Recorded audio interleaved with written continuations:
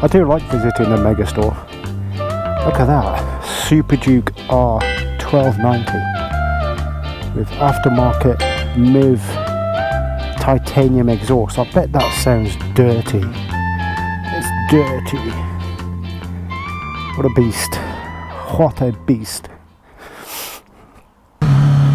What a way to start the day. A lovely early morning ride, even just locally. Just getting out, having a little bit of a blast. Getting his tyres scrubbed in. Nice and warm today. It's fantastic. It's fantastic. Why would you want to be doing anything else? God, you've just got to love bikes. See, I'm not into football or rugby. In fact, I proactively hate football. Rugby, I don't hate rugby, I just couldn't even give a shit about it really. But yeah, football, I cannot stand it. I don't even like the sound of it when it's on the telly in the background, which is not very often. But yeah, I hate it. I just love bikes. And it's a MotoGP weekend as well. Marc Márquez. Actually, that's worth just spending a few minutes on, right? How about Marc Márquez? I mean, I know he's got lots of haters, but he's obviously got millions and millions of fans as well, and I'm a Márquez fan.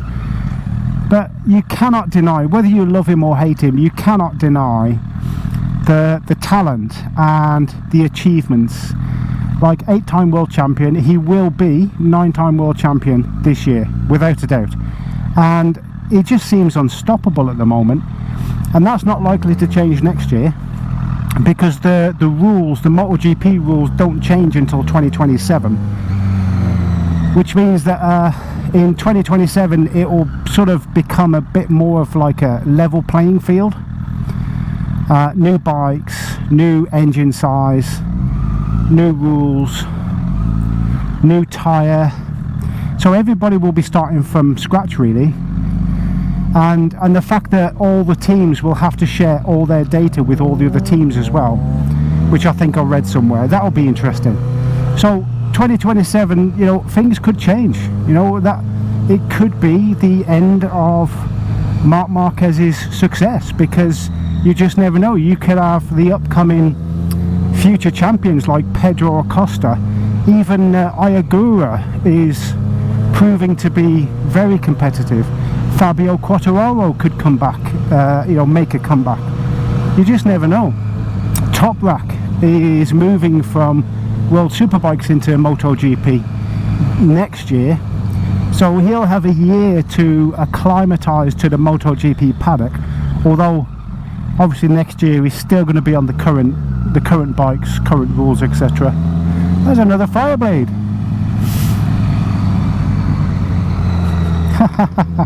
Awesome. Yeah, basically, yeah, he'll be on the current crop of MotoGP bikes next year, so it'll be a bit of a learning curve for him, but he'll have that year to acclimatise, and then come 2027 everybody started from scratch, and maybe then Toprak will be able to tap into his raw talent, because he's such a talented World Superbike rider.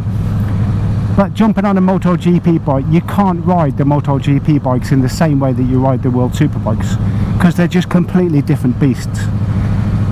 So time will tell how he performs on a GP bike.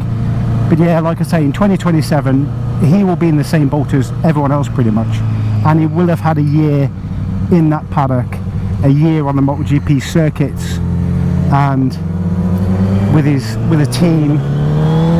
So that will be really, really interesting.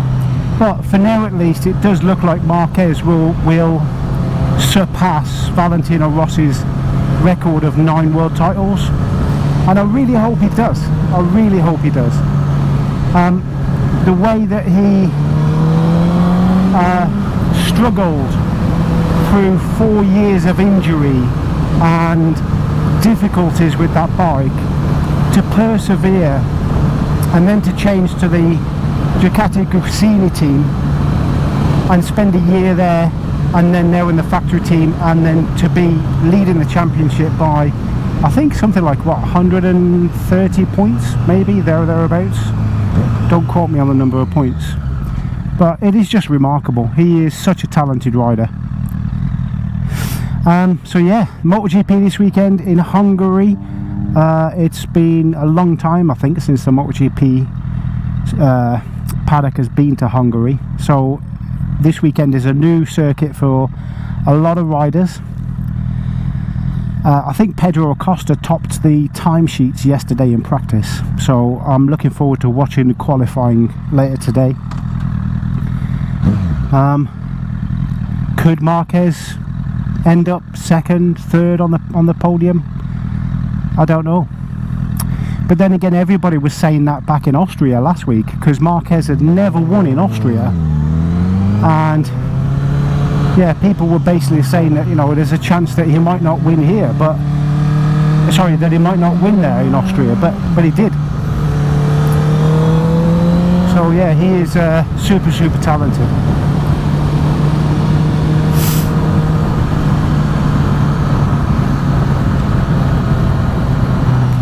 So many people used to call him a cheat. Like, a lot of the haters say that he cheated and he's too aggressive, but I think even MotoGP has become a bit soft these days. And the way the technology and the bikes and the aerodynamics have changed, you don't really get that close racing that you used to get before all those days of aero and ride height devices and such. It is a real shame. One of the best things I used to love seeing in MotoGP was where they'd come out of a chicane and the front wheel would come up in the air and the handlebars were all crossed up in the opposite direction. But you just don't see that anymore, because the bikes are basically stuck firmly to the ground because of all the aerodynamics. But it is what it is. I do love MotoGP though.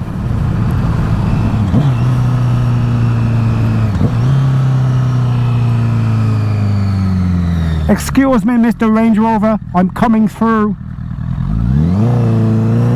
And there's not a thing you can do about it.